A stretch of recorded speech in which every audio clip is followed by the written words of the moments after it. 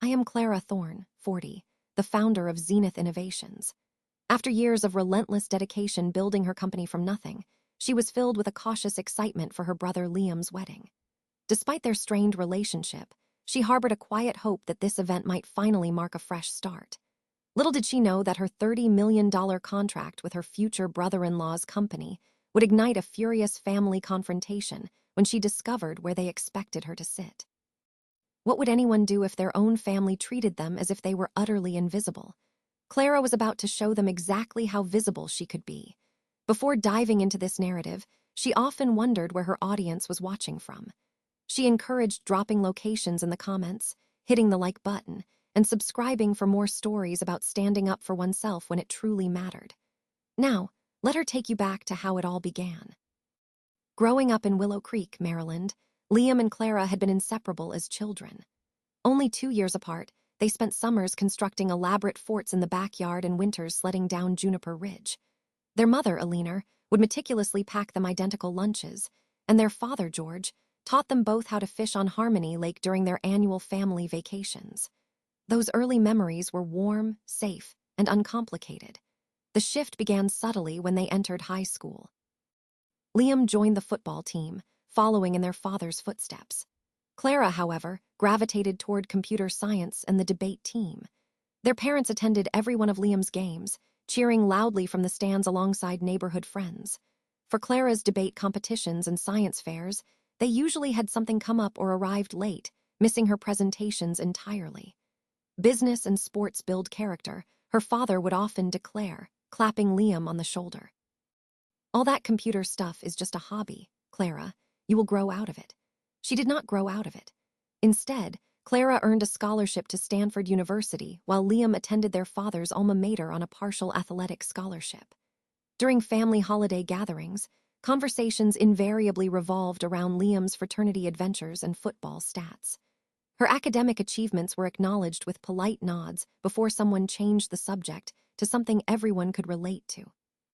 After graduation, Clara worked 80-hour weeks at a tech startup in Silicon Valley, learning everything she could about the industry. Meanwhile, Liam joined Thorne Construction, the family business her grandfather had started and her father had expanded. Liam was immediately given a management position despite having a business degree that he barely earned with C average grades. It is about practical experience, not just book smarts, her mother explained when Clara questioned the fairness during a rare Sunday dinner visit. Liam understands how the real world works. At 28, Clara took the biggest risk of her life. She cashed in her savings, secured a small business loan, and founded Zenith Innovations. The first 2 years were brutal. She converted her one-bedroom apartment into an office space, sleeping on a pull-out couch in the living room. Ramen noodles became both breakfast and dinner as she poured every penny into the business. When she called home during that period, conversations were brief.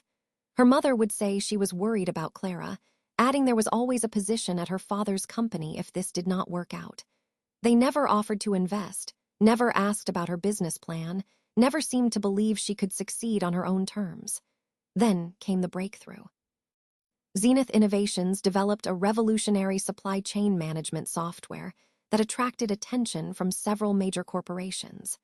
Suddenly, Clara was hiring employees, moving into a real office, and fielding calls from investors who had previously ignored her emails. It was during this upswing that Liam met Brooke Carrington at a charity golf tournament. Brooke was the only daughter of Arthur Carrington, the owner of Carrington Holdings, a national commercial real estate development company worth billions. Their courtship was fast and flashy, with vacations to St. Bart's and weekend trips to Rome. Her parents were ecstatic. Arthur has taken quite a shine to Liam, her mother gushed during one of their monthly phone calls. He is introducing him to all the right people.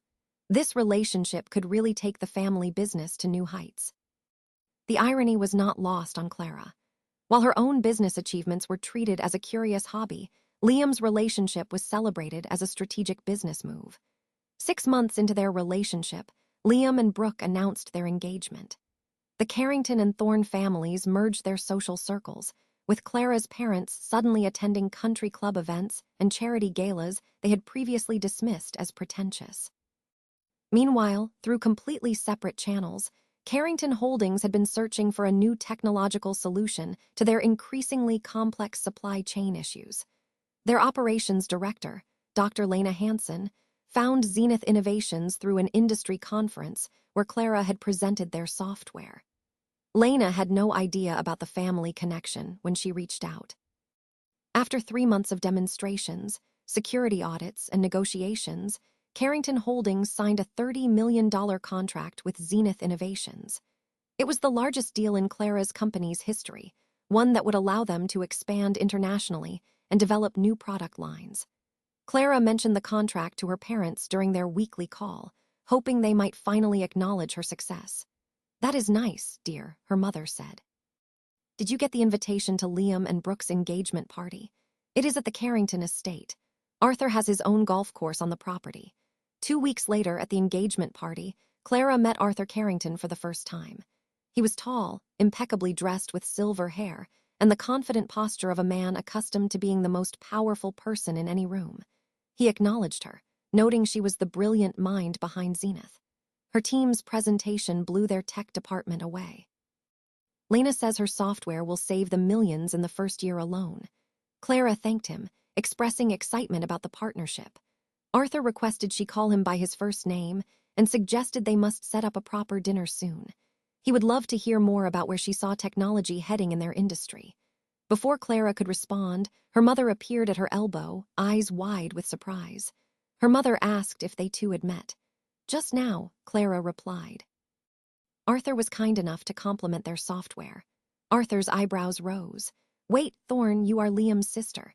He never mentioned his sister ran Zenith Innovations. An uncomfortable silence followed. Her mother laughed nervously. "Oh, Clara has always been our little computer genius," she said, as if explaining away a child's quirky hobby. "Liam focuses more on the construction side of things like his father." Arthur looked confused but quickly recovered his composure.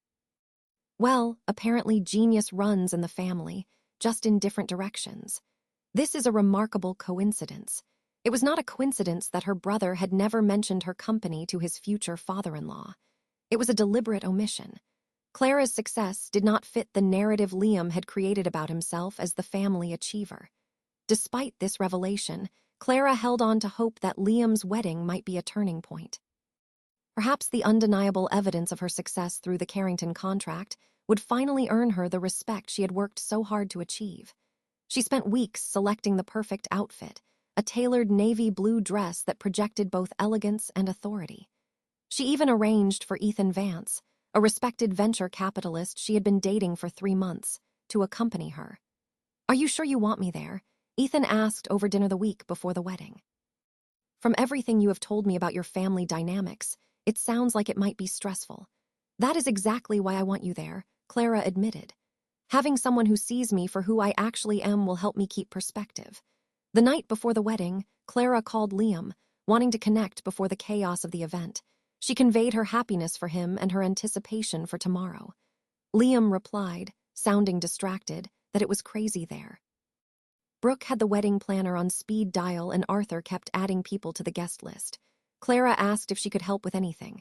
"Nah, they had it covered," Liam responded. A pause. "Listen about the seating arrangements." "Yes, nothing. Just they had to make some last-minute changes with all the additions, but it was handled now." "See you tomorrow." "Okay." As Clara hung up, she felt a twinge of unease but pushed it aside. Tomorrow would be different.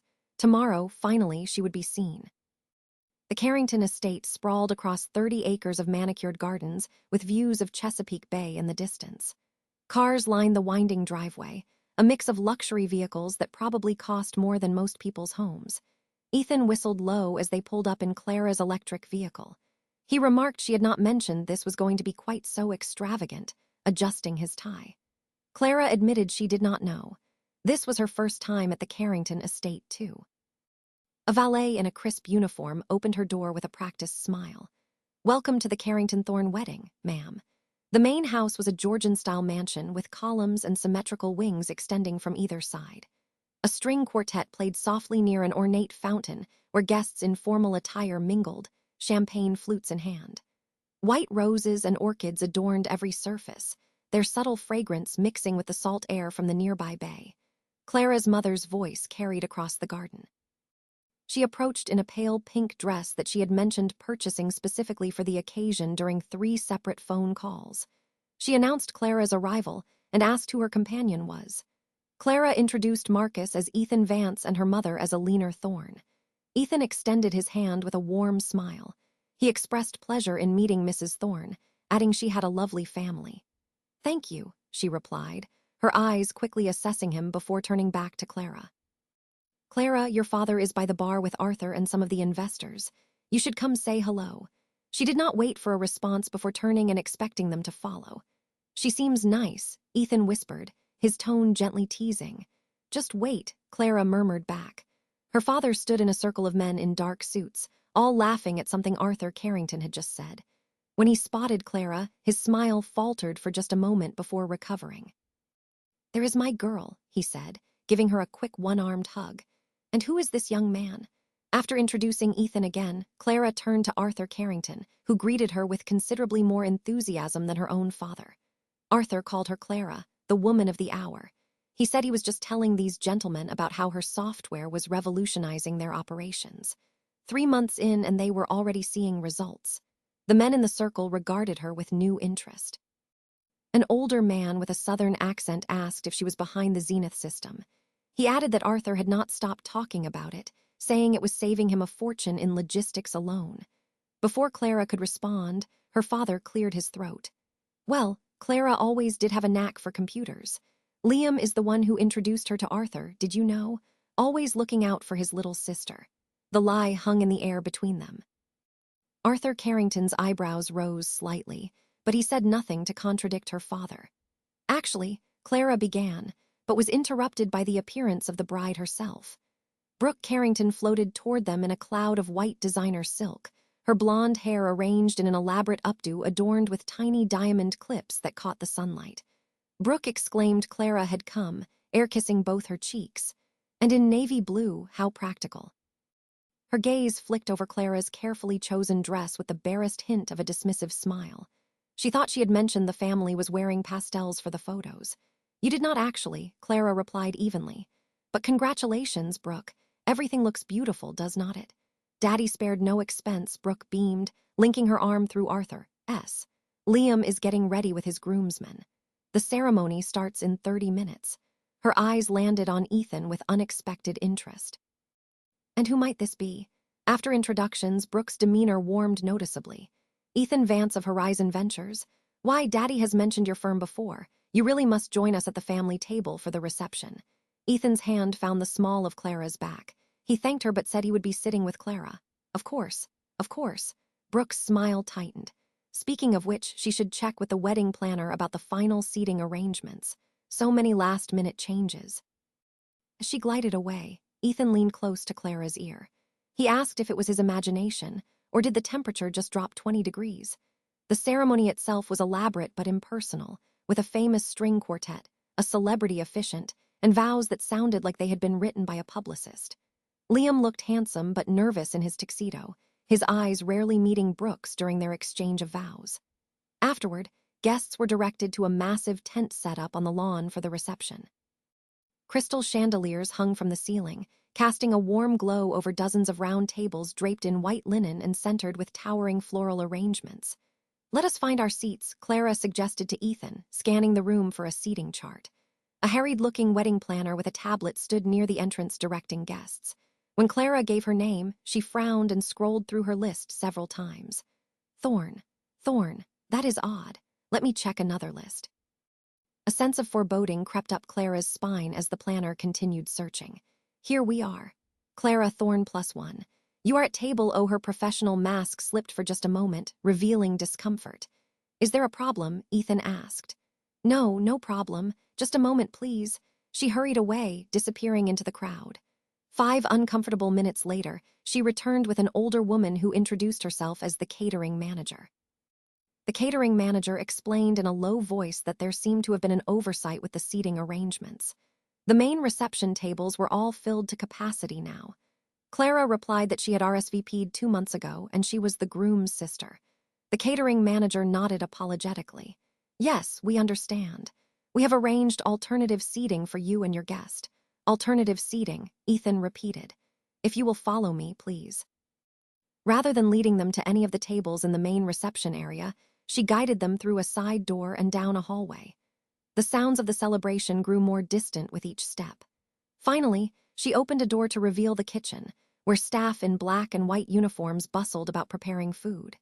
In the corner stood a small table with 2 chairs hastily covered with a white tablecloth. "You cannot be serious," Clara said, feeling heat rise to her face. The manager apologized for the inconvenience, not quite meeting Clara's eyes. She explained the bride made some last-minute changes to accommodate important business associates. Clara pointed out she was a business associate. Carrington Holdings just signed a $30 million contract with her company. The manager looked genuinely confused. She had not been informed of that. She was just following the instructions she was given. Before she could continue, Brooke appeared in the doorway, champagne flute in hand. Her eyes gleamed with barely concealed satisfaction as she surveyed the scene. "Is there a problem here?" she asked, her voice saccharine. "Yes, there is a problem," Clara replied, struggling to keep her voice steady. "You have seated me and my guest in the kitchen. I am your husband's sister." Brooke took a slow sip of her champagne before responding. "We had to prioritize Vanessa. Daddy's business associates and our close friends needed the premium tables. I am sure you understand." "Actually, I do not," Clara countered. "And I think Liam would be upset to know you have relegated his sister to the kitchen." Something cold flashed in Brooke's eyes. Liam approved the seating chart this morning. He knows exactly where everyone is sitting. The betrayal hit like a physical blow. Her own brother had agreed to this humiliation. "This is completely inappropriate," Ethan said firmly. "We will be joining the main reception." Brooke's perfect mask slipped for just a moment, revealing the contempt beneath. "The help eats in the kitchen," she sneered, gesturing dismissively. "You should feel right at home considering your humble beginnings." The catering manager looked mortified, backing away from the confrontation. Several kitchen staff members paused in their work, awkwardly pretending not to listen. In that moment, something inside Clara snapped. Decades of being diminished, overlooked, and now openly disrespected crystallized into perfect clarity. She would not cause a scene. She would not lower herself to Brooke's level, but she would no longer accept being treated as less than. "Ethan," she said quietly, "I need a moment alone. Would you mind waiting for me outside?" He squeezed her hand in understanding. "Take all the time you need. I will be right outside." After they left, Clara stood alone in the bustling kitchen, invisible to her own family, yet responsible for a multi-million-dollar contract that would benefit the very people who could not bother to give her a seat at their table. She knew exactly what she needed to do. The women's restroom off the main hallway was empty, thankfully. Clara locked herself in a stall, leaned against the door, and finally allowed the tears of humiliation to fall. She covered her mouth to muffle the sound, not wanting anyone who might enter to hear her breaking down. How had she deluded herself into believing this wedding would be different, that her success would finally earn her a place in her own family? The pattern was so clear now, stretching back through the years like a road map of dismissal and favoritism. She remembered her 16th birthday when her parents forgot because Liam had a regional football championship the same weekend. They had hastily bought a cake from the grocery store 3 days later, the candles sinking into melting frosting as they explained how proud they were of Liam's performance. Then there was her college graduation from Stanford, summa cum laude. Her parents arrived an hour late, missing her speech as valedictorian because Liam's fraternity had an alumni breakfast they could not possibly miss. They brought him along to her celebration dinner, where he dominated the conversation with stories about his summer internship at a friend's father's company. And the day she signed the lease on her first real office space for Zenith, she had called home, bursting with pride, only to be told they could not talk long because they were hosting a barbecue to celebrate Liam's promotion to vice president at Thorne Construction, a title created specifically for him. Even today, on what should have been one of the happiest days for a family, she was literally being hidden away, deemed unworthy of sitting with important people despite her own significant achievements. A gentle knock on the bathroom door startled her out of her thoughts. "Clara, it is Ethan. Are you okay?" She wiped her eyes, took a deep breath, and opened the door. Ethan stood there, concern etched across his face, holding 2 flutes of champagne. He thought she might need it, offering her a glass. Clara accepted it gratefully, taking a long sip. She apologized for Ethan witnessing this family dysfunction. He leaned against the wall beside her. Do not apologize. If anything, he was getting a very illuminating look at what she had been dealing with her entire life. And yet, she still came, still hoping for she did not even know what. Acceptance, recognition, the basic respect any person deserves from their family, Ethan suggested gently. Those are not unreasonable things to want, Clara. Clara sipped her champagne, considering his words. The thing is, she added, she did not actually need their approval anymore. She built Zenith without their support. She had a team that respected her, clients who valued what she had created, and friends who saw her for who she really was. She glanced at him. She had him. You certainly do, he confirmed with a warm smile. So what do you want to do? We can leave right now. Get dinner somewhere else. Maybe catch a movie. Pretend this whole wedding fiasco never happened. Clara's phone buzzed in her clutch. She pulled it out to see Dr. Lena Hansen's name on the screen. She should take this, Clara said, straightening. It is the operations director from Carrington Holdings. Ethan nodded and stepped away to give her privacy. Lena asked if everything was okay. Everything is fine, Clara. Just wanted to confirm our meeting next week about the Phase 2 implementation. And to let you know, the first payment for the contract was processed this morning. $30 million right on schedule. As Lena continued discussing technical details, a realization dawned on Clara. She was not powerless here. She had built something valuable, something even Arthur Carrington could not dismiss. And while she could not change how her family saw her, she could change how she responded to their treatment. Lena, can I call you back in about 20 minutes? I am actually at the Carrington Thorne wedding right now. Oh, Lena said. She did not realize Clara was attending. Of course. Enjoy the celebration. We can talk Monday. After hanging up, Clara turned to find Ethan watching her with curiosity. What are you thinking? He asked, recognizing the shift in her demeanor. She replied that she was thinking she had spent her entire life hoping her family would recognize her worth, surprising herself with how calm she felt. But maybe it is time I recognized it myself and acted accordingly. What does that mean exactly? Clara smoothed her dress and checked her reflection in the mirror, wiping away the last traces of tears. It means I am not going to hide in the kitchen like I am ashamed of who I am. It means I am going to walk back into that reception with my head held high. And it means I am going to make a business decision based on how I have been treated, not on family obligation. Ethan's eyes widened slightly as understanding dawned. The Carrington contract. Exactly. Arthur Carrington wants the benefits of her company's software, but his daughter and her brother think she is only worthy of sitting with the kitchen staff. That is not a business relationship she wanted to maintain. Are you sure about this? It is a $30 million contract. Clara took a deep breath, calculating exactly what this would mean for Zenith. Yes, the Carrington contract was significant, but it was not their only major client. They had diversified well over the past 2 years. Losing the contract would hurt, but it would not devastate them, and the message it would send was worth far more than the money.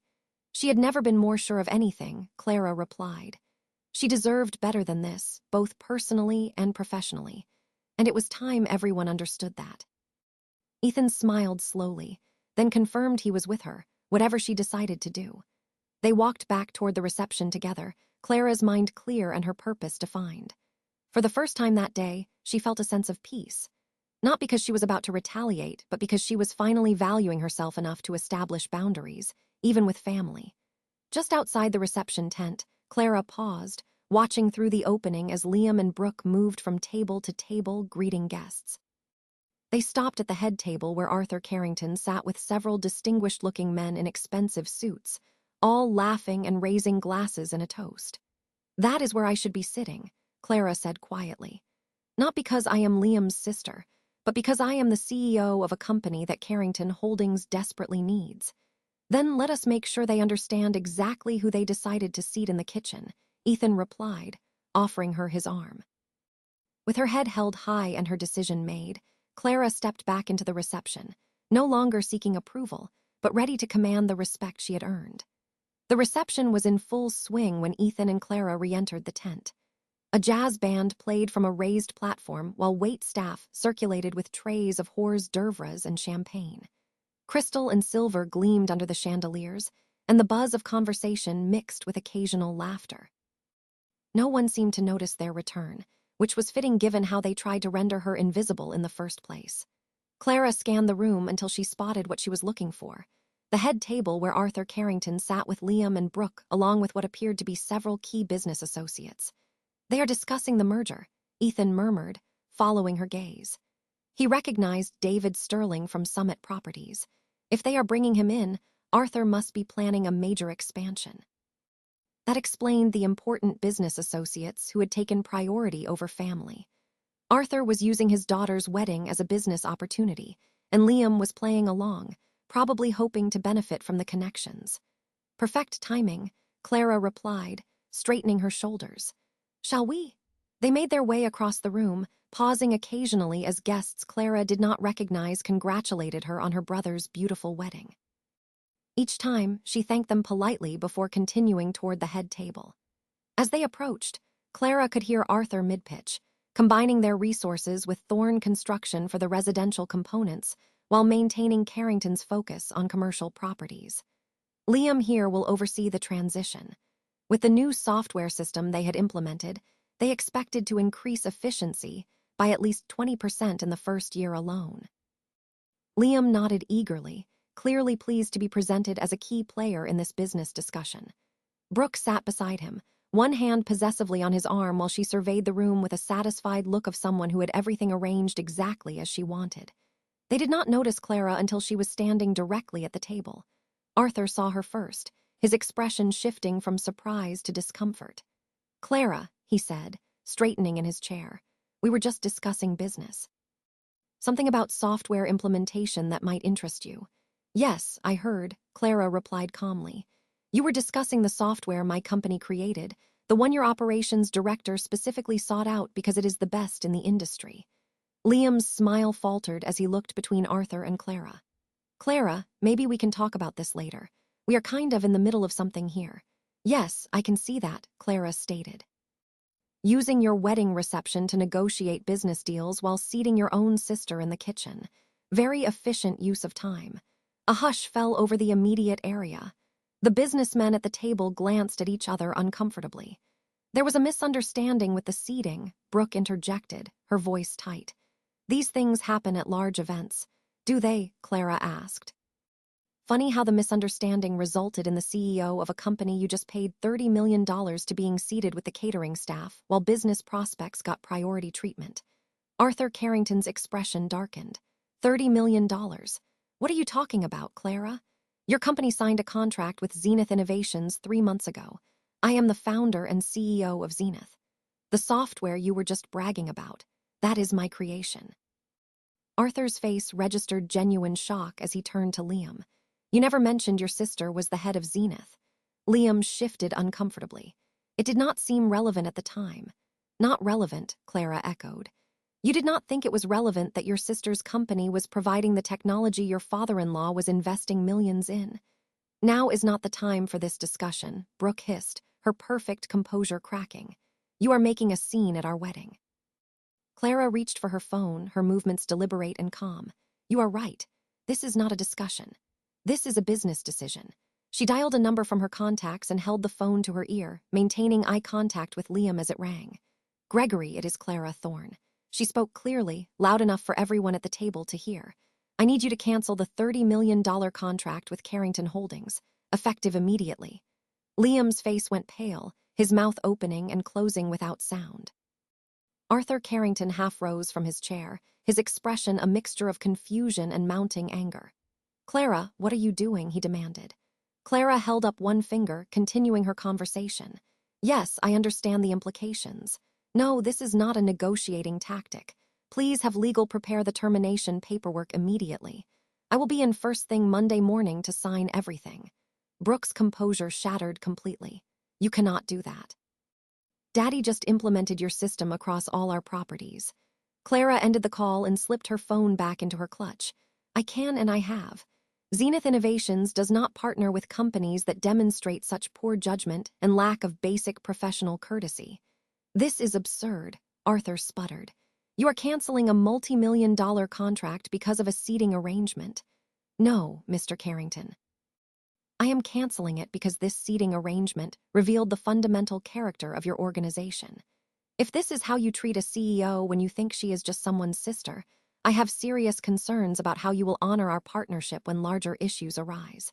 The business associates at the table were watching with keen interest now, clearly reassessing both Clara and the Carrington-Thorne alliance.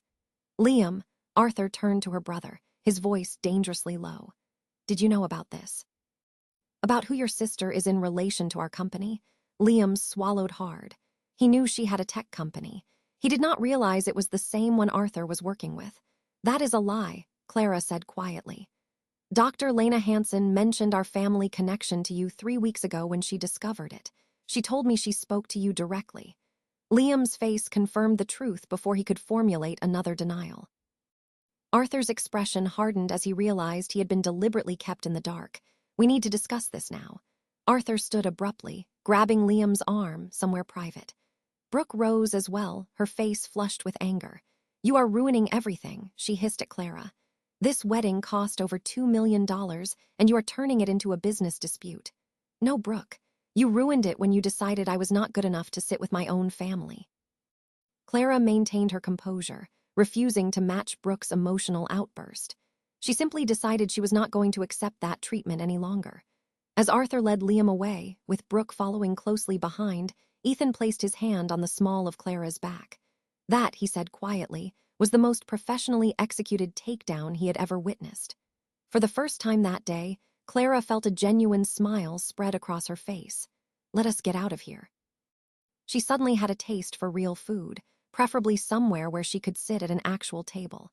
As they turned to leave, several of the business associates from the head table approached Clara. Business cards appeared from inside suit jackets. David Sterling, Summit Properties. He would be very interested in learning more about what Zenith Innovations had to offer. Another man stepped forward. Gerald Winters, Apex Investments. He had been following her company's growth. Perhaps they could schedule a meeting next week. The very people Arthur and Liam had been courting were now approaching Clara directly. The irony was not lost on her, but she did not feel any particular satisfaction from it. This was not about revenge or one-upmanship. It was about standing up for herself and her company's value. Clara accepted their cards politely, but did not linger. Her assistant would be in touch to arrange meetings, but right now, she was afraid she needed to leave. As Ethan and Clara walked out of the tent, the sounds of raised voices could be heard coming from the direction Arthur had taken Liam.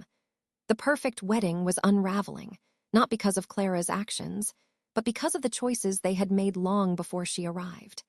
They had barely reached the valet stand when Clara's phone began ringing repeatedly. She silenced it without looking at the caller ID, already knowing who it would be. The young valet brought her electric vehicle around, his eyes widening slightly as he handed her the keys. Nice car, he commented. Thanks, Clara replied, tipping him generously. It is amazing what you can afford when you build your own company instead of relying on family connections. Ethan chuckled as he slid into the passenger seat. Feeling a bit petty, are we? Just a touch, Clara admitted, starting the engine. She thought she had earned it today. Before Clara could pull away, a familiar figure appeared in her side mirror, moving quickly across the parking area. Her father, his face flushed, and tie askew, was practically jogging toward the car. Clara, stop right there, young lady. Clara sighed and rolled down the window but kept the engine running. Yes, Dad. He reached the car, breathing heavily from the exertion. What the hell do you think you are doing? Arthur Carrington is livid. Liam's wedding is in shambles. Your mother is in tears. And it is all because you could not handle a simple seating mix-up. A mix-up, Clara repeated incredulously. They seated me in the kitchen, Dad. The kitchen. And Brooke made it very clear it was deliberate. So what? You sit where you are told at someone else's wedding. That is basic manners. But instead, you had to make it all about you and your wounded pride. Ethan leaned forward. Sir, with all due respect, your daughter is the CEO of a successful technology company that Carrington Holdings sought out specifically because of its excellence. She deserves better treatment than she received today. Her father's eyes narrowed as he took in Ethan for the first time. And who exactly are you to tell me how my daughter should be treated? Dad, this is Ethan Vance. He is with me and he is right. This was not about pride. It was about basic respect. Something I have not received from this family in a very long time. Respect. Her father's voice rose. You want to talk about respect when you just canceled a contract with your brother's father-in-law. Do you have any idea what you have done to Liam's position in the family? Arthur was going to make him a partner in their next development project. And there it was. The real concern was not about Clara or even about the wedding. It was about Liam's business opportunity, his chance to climb higher on the ladder of success that had always been extended to him, while Clara built her own from scratch. "I am sorry if my actions impacted Liam's business prospects," Clara said, not feeling sorry at all. "But I need to protect my company's interests and my own professional reputation. Carrington Holdings does not get to treat me like a second-class citizen while benefiting from my technology." "You need to fix this," her father insisted. "Call them back. Tell them it was a misunderstanding that you were emotional because of the wedding." "I will not," Clara replied firmly. "The decision stands, and if anything, this conversation only confirms I made the right choice." Her mother appeared behind her father, her carefully applied makeup now smudged around her eyes. "Clara, please, Liam is devastated. Can you not see what you are doing to this family?" "What I am doing," Clara felt a laugh escape, though there was no humor in it. "I have spent my entire life being overlooked and dismissed by this family. I built a successful company without any support or encouragement from any of you. And the first time I stand up for myself, I am the one destroying the family. That is not fair," her mother protested weakly. "We have always been proud of you. Really. Name one time you have bragged about my accomplishments the way you constantly broadcast Liam's. One time you have introduced me to someone important with the same enthusiasm you just showed for Liam's connection to the Carringtons." Her silence was answer enough. The commotion had attracted attention. Several wedding guests had gathered at a distance, watching the family drama unfold with poorly disguised interest. Among them, Clara spotted cousin Amelia, who had witnessed the kitchen incident earlier and now gave her a subtle thumbs up from behind her parents' backs. Clara suggested they should continue this conversation another time, acutely aware of the audience. When emotions are not running so high, her father replied coldly that there was nothing to discuss. "You have made your choice very clear today. Liam is family. Arthur Carrington is now family, and you just declared yourself against both of them." "No, Dad. I declared myself worthy of basic respect. There is a difference." Before he could respond, another figure emerged from the main house. Liam, his face ashen and his perfect wedding attire now rumpled, approached the car with Brooke and Arthur Carrington trailing several steps behind. "Clara, what the hell?" Liam's voice cracked with emotion. "Arthur is talking about pulling all his business from Thorne Construction now. Do you know what that would do to Dad's company? I am sorry, Liam. That was not my intention. But it is the result," he shouted, uncharacteristically losing his composure. "You could not just sit where you were told for one day. You had to make some grandstand about your stupid tech company." Ethan tensed beside Clara, but she placed a hand on his arm, silently asking him to let her handle this. "My stupid tech company is valued at over $200 million, Liam. It employs 65 people, and until an hour ago, it was providing essential services to Carrington Holdings. I did not make a grandstand. I made a business decision based on how I was treated." "Fix it," Liam demanded. "Call whoever you called and tell them it was a mistake." "It was not a mistake," Clara replied calmly. "And I am not going to pretend it was just to salvage your business opportunity." Brooke pushed past Liam, her perfect bridal appearance now considerably disheveled. "This is all your fault," she practically screeched. "You have ruined the most important day of my life because your feelings got hurt over a stupid table." "Brooke, that is enough," Arthur Carrington's authoritative voice cut through his daughter's tirade. He approached the car with measured steps, his expression unreadable. "Miss Thorne, I think there has been a serious miscommunication today." "There has been no miscommunication, Mr. Carrington. Your daughter made it very clear where she thought I belonged."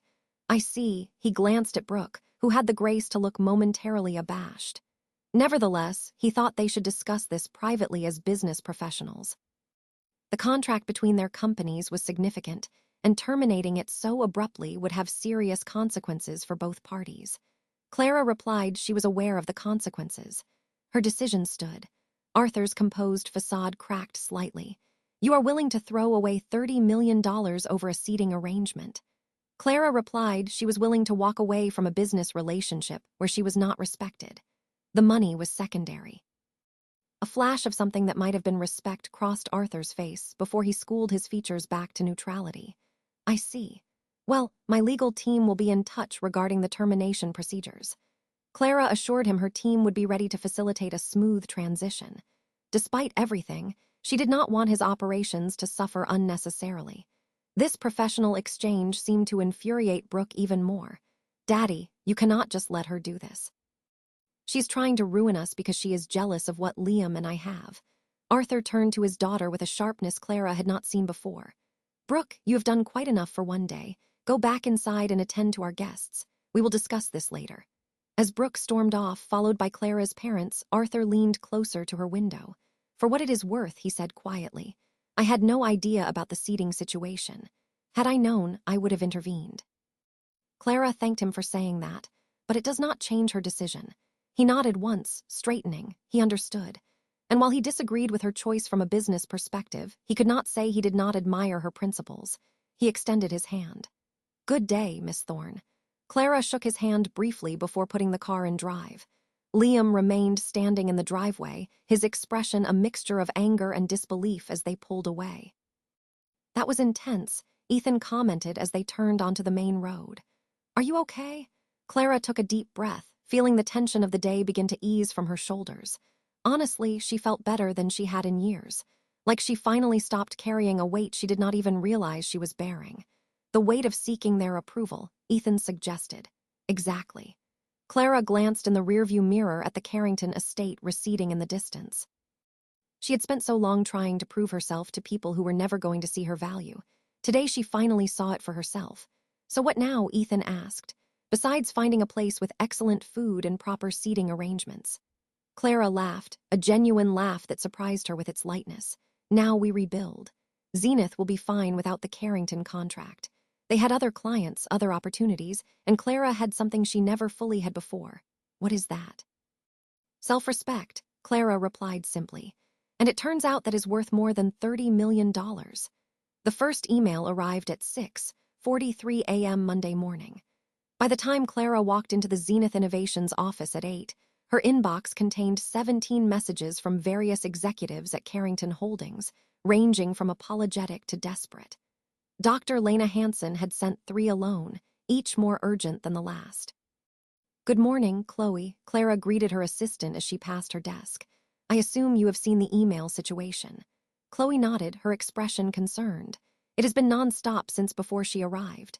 Dr. Lena Hansen had called twice already. She sounded stressed. And Mr. Carrington himself called 5 minutes ago, asking when Clara would be available to speak with him. "Schedule a call with Lena for 10:00, Clara instructed. "As for Arthur Carrington, tell him I am in meetings all day, but can speak with him tomorrow afternoon." "Tomorrow?" Chloe's eyebrows rose. He seemed to think it was rather urgent. Clara replied mildly that she was sure he did, but she needed time to prepare their transition plan with a team before she discussed anything with him. Clara had just settled at her desk when Mark Rodriguez, their chief operating officer, appeared in her doorway, his expression a mixture of concern and curiosity. "So," he began, leaning against the door frame, "want to tell me what happened at your brother's wedding that resulted in you canceling our biggest contract to date?" Clara gestured for him to close the door and take a seat. "It is a long story, but the short version is that Carrington Holdings, or more specifically the Carrington family, demonstrated that they do not respect me or this company. I decided we should not be doing business with people who do not value us properly." Mark whistled low. "That must have been some wedding." "You have no idea," Clara replied briefly, recounting the kitchen incident and the subsequent confrontation. When she finished, Mark was silent for a moment. He would like to say he was shocked, but after everything she had told him about her family over the years, it unfortunately tracked. "The question now is how we move forward," Clara said, refocusing on the business implications. The Carrington contract represented about 22% of their projected annual revenue. They needed to make up that shortfall. Already working on it, Mark assured her. That demonstration they did for Westfield Partners last month. They had been on the fence about implementing their system, but he thought with a small incentive, they could lock them in. It would not completely replace Carrington, but it would help soften the blow. "Make it happen," Clara authorized. "And let us accelerate the timeline on the international expansion." The European market had been showing interest, and without the Carrington implementation taking up resources, they could redirect some of their team there. Their conversation was interrupted by Chloe buzzing Clara's intercom. "Clara, I have David Sterling from Summit Properties on line 1. He says it is regarding a potential contract." Clara exchanged a surprised look with Mark. David Sterling from the wedding. Mark offered to give her some privacy, starting to rise. No, stay. I want your input on this. Clara pressed the speaker button. Mr. Sterling, this is Clara Thorne. Mr. Sterling thanked her for taking his call, hoping he was not interrupting her morning. Not at all, Clara replied. What can I do for you? Well, after their brief interaction at the Carrington Thorne wedding, he took the liberty of researching Zenith Innovations more thoroughly.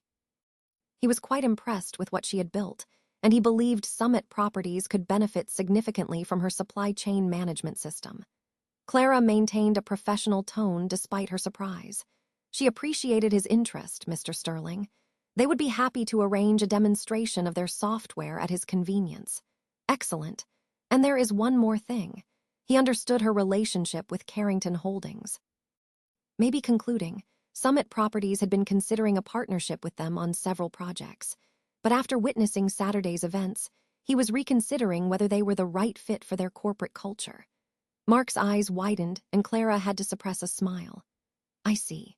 Well, Mr. Sterling, while I cannot comment on Carrington's corporate culture, I can assure you that at Zenith, we value professionalism and respect in all our business relationships.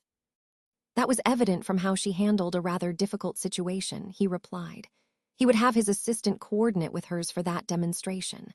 Looking forward to it, Miss Thorne. After ending the call, Mark let out a low whistle. Well, that was unexpected. What exactly happened at this wedding? Let us just say it made an impression on several people, Clara replied, still processing this development. They should prepare their best presentation for Summit. Their property portfolio was even larger than Carrington's. By lunchtime, news of the contract cancellation had spread through the company. While Clara had not shared the personal details, the senior team understood that something significant had occurred to prompt such a drastic decision. To their credit, no one questioned her judgment, instead focusing on solutions and next steps. Her 10:00 call with Lena had been difficult but professional. Lena was understandably upset about losing a system her team had spent months implementing, but her anger seemed directed more at the situation than at Clara personally. For what it is worth, she had said near the end of their conversation, she had no idea about the seating incident until Arthur told her this morning. It was completely unprofessional and inappropriate. Clara appreciated that Lena and wanted her to know this was not a reflection on her team's work with them. You have been excellent partners throughout the implementation process. Is there any way we could salvage this? Lena asked. Perhaps with different terms or conditions. I do not think so, Clara replied honestly. Some lines once crossed cannot be uncrossed. But she promised they would do everything possible to ensure a smooth transition to whatever system Lena chose next. At 3:00, Clara's personal cell phone rang with a number she did not recognize. Normally, she would let it go to voicemail, but something prompted her to answer. Clara Thorne speaking. Clara, this is Evelyn Thorne, your aunt, your father's sister. Clara was momentarily speechless.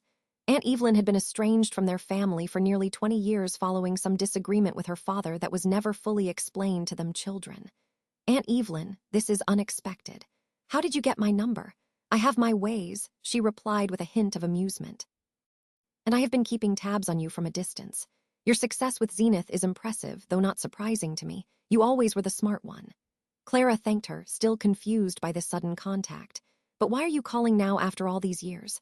Because I heard about what happened at Liam's wedding, she replied simply. Word travels fast in certain circles, and the Carrington family is nothing if not well connected. Oh, Clara said, not sure how to respond. And you called too. To tell you I am proud of you, Aunt Evelyn said firmly, standing up to the Thorne family tradition of favoring the male heir over the female innovator. It is about time someone broke that cycle. What do you mean? Aunt Evelyn sighed, a sound heavy with old wounds. Clara, why do you think I have not spoken to your father in 20 years? It is the same story, different generation. I built a successful interior design firm in the 80s when women were not exactly welcomed in the construction industry. Your grandfather and father decided my business was a cute hobby and gave the family construction company entirely to your father, even though I had worked there every summer and holiday since I was 16. The parallels were unmistakable. I had no idea, Clara admitted. Dad never really explained why you were not around. Of course he did not, Aunt Evelyn replied without bitterness. It did not fit the narrative, but I want you to know that what you did, standing up for yourself, means something. It breaks a pattern that has been in our family for generations. They talked for nearly an hour. Aunt Evelyn filled in gaps in Clara's understanding of their family history and shared her own journey of building a business without family support. By the time they hung up, they had plans to meet for dinner the following week, a reconnection that felt both surprising and somehow inevitable. The remainder of the afternoon brought more unexpected developments. Victoria Hayes from Ascend Capital called to discuss not just a potential contract for her company's supply chain needs, but the possibility of Ascend making a strategic investment in Zenith Innovations to fund their international expansion. Your handling of the Carrington situation showed exactly the kind of principled leadership we look for in investment opportunities, she explained. Sometimes walking away from the wrong partnership is more valuable than securing a new one. By 5:00, Clara had instructed their legal team to prepare termination paperwork for the Carrington contract, while simultaneously exploring 3 new potential client relationships that had emerged directly from connections made at the wedding. The irony was not lost on her. As she was preparing to leave for the day, her phone buzzed with a text from Liam. The first contact since their confrontation. Need to talk in person, just you and me. Tomorrow, lunch. Clara stared at the message for a long moment, weighing her response. Despite everything, he was still her brother, and while she was not seeking reconciliation, she was open to hearing what he had to say. Okay.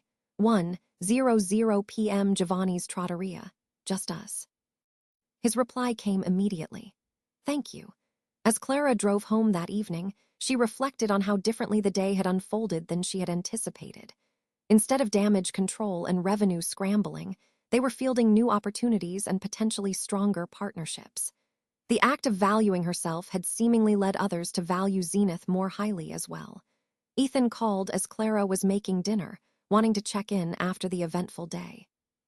So did Carrington Holdings implode without your software yet? He teased. Not yet, but Lena Hansen sounded pretty close to panic this morning, Clara admitted. But the strangest thing happened today. Actually, several strange things. She told him about the calls from David Sterling and Victoria Hayes, the unexpected reconnection with Aunt Evelyn, and Liam's request to meet. It is like by standing up for myself, I accidentally tapped into some alternate universe where people actually respect boundaries and recognize value. Or maybe, Ethan suggested gently, this is just what the world looks like when you stop accepting less than you deserve. His words stayed with her long after they hung up. Perhaps this was not an alternate universe at all. Perhaps it was simply the natural consequence of finally recognizing her own worth and expecting others to do the same. The email from Arthur Carrington arrived just before midnight, a formal request for a meeting to discuss mutually beneficial resolution options. Clara marked it for consideration, but did not respond immediately. Whatever happened next would be on her terms, not his. For perhaps the first time in her professional life, she felt completely centered in her own value, neither seeking external validation nor fearing disapproval. It was a powerful feeling, this newfound certainty. And it had taken a wedding seating chart to finally bring it into focus. For weeks after the wedding incident, Clara sat across from Dr. Lena Hansen at a corner table in Giovanni's Trattoria, the same restaurant where she had met with Liam for their tentative reconciliation lunch. The difference in atmosphere was striking. While her conversation with Liam had been tense and emotional, this meeting with Lena was relaxed, almost friendly. The transition to the alternative system is proceeding, but it is not going well, Lena admitted, stirring her coffee. Between them, Arthur is regretting how everything played out. The replacement software is already 3 weeks behind schedule, and the developers cannot seem to replicate some of Zenith's key features. Clara was sorry to hear that, genuinely meaning it. Lena's team worked hard on the implementation. It was unfortunate they had to start over. Lena set down her spoon with purpose. That is actually why she wanted to meet in person. Off the record, Arthur was too proud to approach Clara directly again after their last meeting, but there was growing consensus among the executive team that they made a serious mistake letting Zenith go. The meeting Lena referred to had occurred 2 weeks after the wedding. Arthur Carrington had requested a private discussion at his office, presumably to attempt to salvage the contract. Clara had agreed, but made it clear she was not there to negotiate terms. Mr. Carrington had begun, his tone carefully calibrated between authority and conciliation. He had reviewed the situation thoroughly, and he believed there was room for them to find a mutually beneficial path forward. Clara, she had stated, she appreciated his time, but her decision was final. The contract termination paperwork had already been processed. Perhaps they could discuss a new contract then, he suggested, with more favorable terms for Zenith. His technical team informed him that replacing her system would be considerably more difficult than anticipated. This was not about terms or conditions, Clara had explained. It was about a fundamental lack of respect that was demonstrated not just by his daughter, but by her brother, and by extension his entire organization. She chose to work with partners who valued what Zenith brought to the table, not those who saw them as servants to be seated in the kitchen. Arthur had been silent for a long moment. He understood her position better than she might think, he finally said. He built Carrington Holdings from a single property his father left him. For years, he was dismissed by the established players in the industry, seated at back tables at events, excluded from deals. It was not until he had enough leverage to demand respect that anything changed. Then you should understand exactly why I cannot continue our business relationship, Clara had replied. You of all people should know that sometimes you have to walk away to maintain your integrity. Something shifted in his expression then, a grudging respect replacing his businesslike facade. Your brother does not deserve you, he said unexpectedly. And for what it is worth, my daughter's behavior was inexcusable. I have made that abundantly clear to both of them. That had been the end of their direct communication until now, with Lena serving as an unofficial intermediary. What exactly are you suggesting, Lena? Clara asked, returning to the present conversation. A complete reset, Lena replied. New contract, new terms, new points of contact within the organization. Arthur was willing to issue a formal apology for the wedding incident in writing, acknowledging the unprofessional treatment Clara received from Liam and Brooke. Lena's gaze softened slightly. That is more complicated. From what she understood, they were having some marital adjustments. Brooke had been removed from any involvement in company affairs for the foreseeable future. This aligned with what Liam had shared during their lunch meeting. After the initial anger and accusations had subsided, he had admitted that the wedding disaster had exposed serious issues in his new marriage. Brooke was the one who changed the seating chart, he had confessed, unable to meet Clara's eyes. She has always been jealous of your success. Said it made me look bad if my sister was more accomplished than me. I knew it was wrong, but I did not stop her. And that is supposed to make it better, Clara had asked, that you knew it was happening and chose not to intervene. No, he replied quietly. It makes it worse. I have spent our entire adult lives trying to maintain this image of myself as the successful one, the one carrying on the Thorne legacy. And when you started doing well, really well, I could not handle it. It was easier to diminish your accomplishments than to admit you had surpassed me. His honesty had been unexpected, and in its way more meaningful than any apology could have been. They were not magically repaired, but it was a starting point, an acknowledgement of the dysfunctional patterns that had shaped their relationship for decades. I need to think about it, Clara told Lena now, considering Carrington's proposal. Zenith has secured several new contracts in the past month. We are not in the same position we were when we first signed with Carrington. I understand, Lena nodded. But I hope you will consider it. Despite everything, their teams worked well together on the technical side. Clara promised to give her an answer within the week and walked her out to the street, where they parted with a handshake that felt more genuine than any interaction she had had with Carrington Holdings before the wedding incident. Later that evening, Ethan and Clara sat on her balcony overlooking the city, sharing a bottle of wine as she recounted the meeting with Lena. So are you considering it, he asked, taking Carrington back as a client. Clara swirled the wine in her glass, considering. Honestly, I am not sure. On one hand, it would be good for Zenith financially. On the other hand, there is something to be said for maintaining boundaries once they have been established. What does your team think? Mark believes they should consider it, but only with significant contractual protections and a substantial increase in fees. Chloe thinks they should pass and focus on the new clients who sought them out specifically because of their integrity. Ethan nodded thoughtfully. And what does Clara Thorne, the woman who finally stopped accepting less than she deserves, think? Clara smiled at his framing of the question. She thinks that whatever decision she makes needs to come from a place of strength, not insecurity or vindictiveness. If they re-engage with Carrington, it should be because it truly serves Zenith's best interests, not because she is seeking validation or afraid to turn down a big client.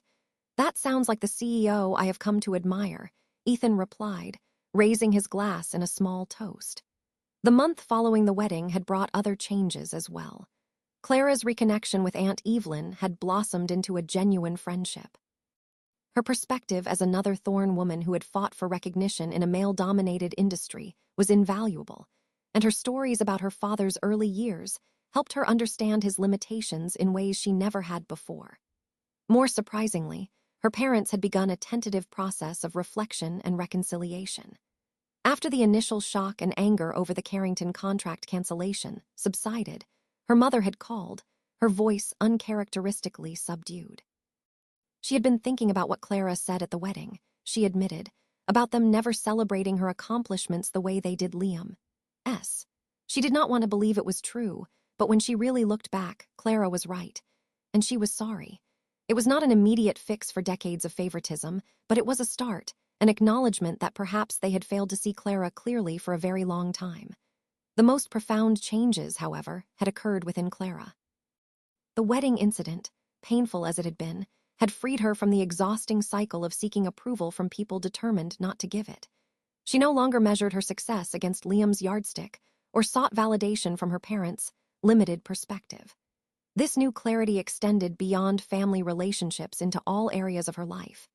At Zenith, she found herself making decisions with greater confidence, unencumbered by the second-guessing that had sometimes plagued her before. In her personal life, her relationship with Ethan deepened as she brought a more authentic version of herself to their connection. Perhaps most significantly, Clara had launched a mentorship program for women entrepreneurs in the tech industry, specifically those facing family or social obstacles to their success. The program, which she named Visible, provided not just business guidance, but strategies for maintaining boundaries and self-worth in environments designed to diminish both. The first cohort of 20 women had already begun meeting weekly, their stories often painfully familiar echoes of Clara's own experience. But in helping them navigate their challenges, she found healing for her own past wounds. "You know what still amazes me?" Clara said to Ethan as the city lights began twinkling below them. "How one moment of standing up for myself created this ripple effect that is still expanding. That is how change works," he replied. "It rarely happens in the big dramatic ways we imagine. It is usually one person making one decision that alters the trajectory just enough to create a new pattern." As the evening deepened around them, Clara thought about all the patterns that had been broken in the aftermath of that wedding day. Family patterns, business patterns, most importantly, her own internal patterns of accepting less than she deserved. The text message from Liam arrived just as Ethan and Clara were considering ordering takeout. "Dad wants to have dinner next week. Just the family says he has something important to discuss. Will you come?" Clara showed the message to Ethan. "What do you think?" He thought she had earned the right to set the terms for any family engagement. "If you want to go, go. If you do not, do not. Either way, you are doing it from a position of strength now, not obligation." Clara typed her response carefully. "I will be there, but I am bringing Ethan. He is important to me, and I want him there." Liam's reply came moments later. "Of course, Mom and Dad will be glad to get to know him better. It was not perfect. The scars of decades of family dynamics would not heal overnight. The Carrington contract situation remained unresolved. Liam and Brooke were navigating their new marriage with its revealed fractures. But for the first time, Clara felt like she was engaging with all of it on her own terms, neither controlled by others' expectations nor defined by their limitations. In the end, the story of the wedding seating chart and the canceled contract was not really about either of those things. It was about finally recognizing that her value was not determined by where others placed her, but by where she chose to stand. What about you? Have you ever had to stand up to family members who did not recognize your worth, or walked away from a situation where you were not being valued properly? Share your experience in the comments below. Sometimes the hardest boundaries to set are with the people closest to us, but as Clara learned, they can also be the most transformative. Do not forget to like this video if it resonated with you. Subscribe for more stories about standing in your power and share with someone who might need a reminder of their own worth today. Thank you for listening, and remember you deserve a seat at the table, and you have the power to walk away if others do not recognize that truth.